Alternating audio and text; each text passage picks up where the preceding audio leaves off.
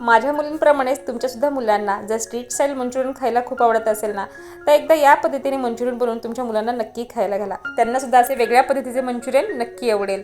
तर चला लगेच सुरुवात करूया. तर सगळ्यात आधी आपल्या हेद्रेस किचन मराठीमध्ये तुमचं सगळ्यांचं मनापासून स्वागत आहे. तर सगळ्यात आधी ते मी घेतलेला आहे कोबी.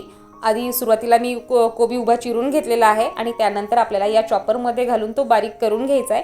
जसं आपण नेहमीप्रमाणे मंचुरियनसाठी भाज्या बारीक करून घेतो तसंच आपल्याला इथे कोबी आणि बाकीच्या भाज्यासुद्धा बारीक करून घ्यायच्या आहेत. तर लक्षात आलंच असेल अगदी व्यवस्थित असा हा कोबी बारीक झालेला आहे, पाहू शकता. तर इथे मस्त असा कोबी मी बारीक करून घेतलेला आहे. त्यानंतर बारीक चिरलेल्या भाज्या ज्या आहेत त्यासुद्धा यामध्ये मी घालून घेतलेल्या आहे. त्यामध्ये आहे गाजर, शिमला मिरची. त्यानंतर आपल्याला आलं लसूण पेस्ट बनवून घ्यायची आहे. तर एका भांड्यामध्ये मी आलं लसूण घालून घेतले. आता ते आपल्याला कुटून घ्यायचं आहे. हवं असल्यास तुम्ही मिक्सरला सुद्धा बारीक करून घेऊ शकता, पण आपल्याला जास्त बारीक केलेली पेस्ट नको आहे. हलकीशी जाडी भरडी आपल्याला ठेवायची आहे. त्यानंतर ही पेस्ट आपल्याला घालून घ्यायची आहे या भाज्यांमध्ये. थोडंसं लाल तिखट, थोडंसं धना पावडर जर तुम्हाला आवडत असेल तर, नाहीतर धना पावडर स्किप केला तरी चालेल. त्यानंतर यामध्ये आपल्याला घालून घ्यायचं आहे जितका बसेल तितका मैदा आणि थोडंसं कॉर्नफ्लॉवर घालून घ्यायचं आहे. व्यवस्थित असं मिक्स करून घ्यायचं आहे. आता हे सगळं सारण मी एका मोठ्या भांड्यामध्ये काढून घेतलेलं आहे. त्यानंतर त्यामध्ये घातलेले आहे चवीनुसार मीठ, ब्लॅक पेपर, चिली फ्लेक्स. सगळं व्यवस्थित घालून घेतल्याच्या नंतर त्यामध्ये आपल्याला घालून घ्यायचा आहे थोडासा सोया सॉस. अगदी व्यवस्थित असं मिक्स करून घ्यायचं आहे. त्यानंतर थोडंसं आपल्याला गरजेनुसार यामध्ये घालून घ्यायचं आहे पाणी. जास्त एकदम घालायचं नाही, अगदी थोडंसं गरज असेल तितकंच पाणी तुम्हाला यामध्ये घालून घ्यायचं आहे आणि सगळं सारण असं व्यवस्थित मिक्स करून घ्यायचं आहे. पाहू शकता व्यवस्थित असं सारण मिक्स करून झालेलं आहे. पण इथे आपण नेहमी मंचुरियन बनवतो तसे मंचुरियन बिलकुल बनवणार नाही आहे. आपण जरा वेगळ्या पद्धतीने मंचुरियन बनवणार आहोत. तर त्यासाठी इथे मी घेतलेलं आहे ताट आणि त्या ताटाला सगळीकडनं व्यवस्थित असं तेल लावून घेतलेलं आहे, पाहू शकता.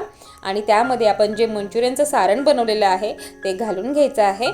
आणि आपण कोथिंबीरची वडी किंवा थापी वडी कशी बनवतो तसंच आपल्याला हे जे सारण आहे ना ते या ताटामध्ये थापून घ्यायचं आहे. आता आपण नेहमी जे मंचुरियन बनवतो ना ते बऱ्याच वेळा बाहेरून तर क्रिस्पी कुरकुरीत होतात, पण आतून कच्चे राहतात किंवा घट्ट होतात, पीठ लागतं. पण तुम्ही जर या पद्धतीने मंचुरियन बनवले ना ते बाहेरून सुद्धा मस्त क्रिस्पी होतील आणि आतून सुद्धा अगदी व्यवस्थित शिजतील, पीठ अजिबात कच्चं राहणार नाही. आता ही सगळी तयारी करेपर्यंत मी कढईमध्ये पाणी तापायला ठेवलं होतं. ते पाणीही छान तापलेलं आहे. त्यामध्ये ठेवलं आहे स्टँड आणि जे सारण आपण त्या ताटामध्ये थापून घेतलं ना ते ताट आपल्याला यामध्ये ठेवायचं आहे आणि 10 मिनिटं फक्त याची वाफ काढून घ्यायची. त्यामुळे काय होतं की पीठ अजिबात कच्चं राहत नाही, व्यवस्थित शिजलं जातं.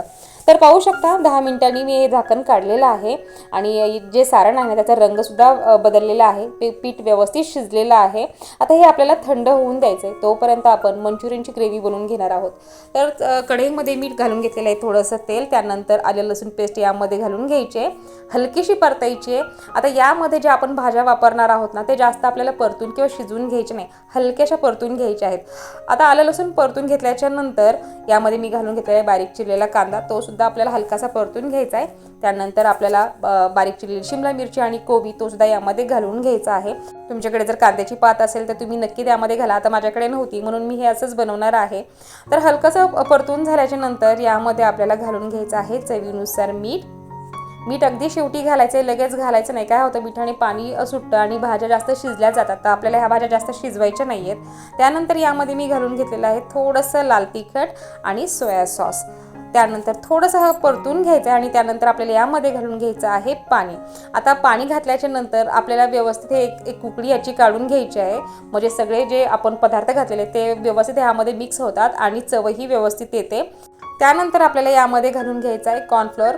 1 चमचाभर कॉर्नफ्लोअर एका वाटीमध्ये घ्यायचं आहे. त्यामध्ये पाणी घालायचं आहे. पातळसर बॅटर आपल्याला बनवून घ्यायचं आहे. अगदी 1 चमचाभरच, तुम्हाला घट्ट किंवा पातळ कसं हवं आहे त्यानुसार यामध्ये कॉर्नफ्लोअर घालून घ्यायचं आहे बरं का.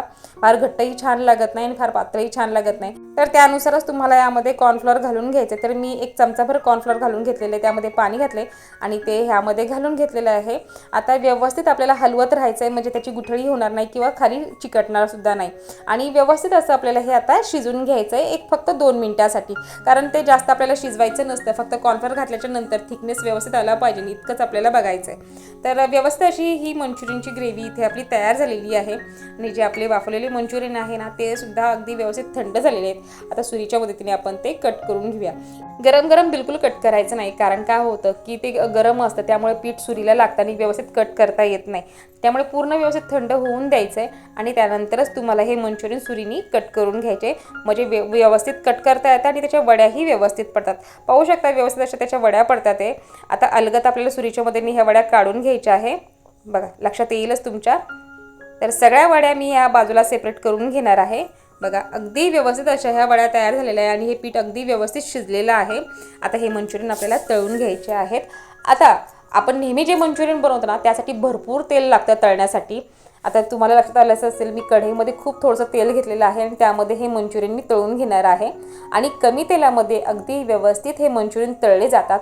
छान असे बाहेरून कुरकुरीत क्रिस्पी होतात आणि आतपर्यंत पीठ शिजलेलं असतं, त्यामुळे ते कच्चंही राहत नाही आणि पोटाला बाधत सुद्धा नाही. त्यामुळे बाहेरून कुरकुरीत क्रिस्पीने आतून असे सॉफ्ट मंचुरियन तयार होतात. मंचुरियन तळताना मात्र एकसारखं हलवत राहायचं आहे. चमच्यानी त्याच्यावरती थोडं थोडं तेल घालायचं, म्हणजे काय होतं की मंचुरियन जे आहे ना ते सगळ्या बाजूने एकसारखे तळले जातात आणि व्यवस्थित कुरकुरीत क्रिस्पी होतात.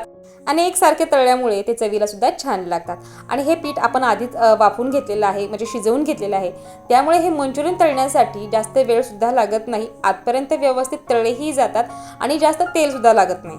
तर इथे आपले हे मंचुरियन तळून झालेले आहे. तुमच्या लक्षात आलंच असेल की छान असा रंग बदललेला आहे आणि बाहेरून अगदी क्रिस्पी कुरकुरीत झालेले आहे. तर याच पद्धतीने सगळे मंचुरियन मी ते तळून घेतलेले आहेत.